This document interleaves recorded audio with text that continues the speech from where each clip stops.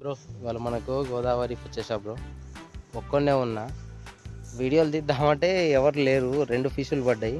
మీకు ఒకసారి మనం వేసిన డబ్బాలన్నీ క్లారిటీగా చూపెడతా బ్యాక్ కెమెరాతో.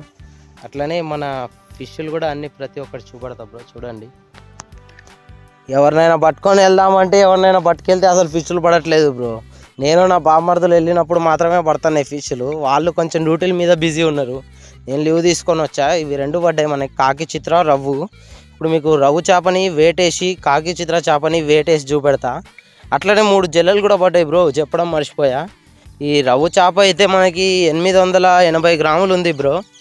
880 గ్రాములు ఉంది ఈ రవ్వు చేప. ఈ కాకి చిత్ర చేప ఏమో మనకి వచ్చేసి ఆటేస్తా చూడండి ఒకసారి, 815 గ్రాములు అట్లా ఉంది బ్రో. ఇది ఒకసారి చూడండి, మీకు కూడా కనబడుతుంది వీడియోలో క్లారిటీగా. 815 గ్రాములు ఉంది అది. ఈ 2 బ్రో మనకు పడ్డ ఫిష్లు ఇవాళ. సబ్స్క్రైబ్ చేసుకోండి బ్రో మీరు మన గోదావరి ఫిషింగ్.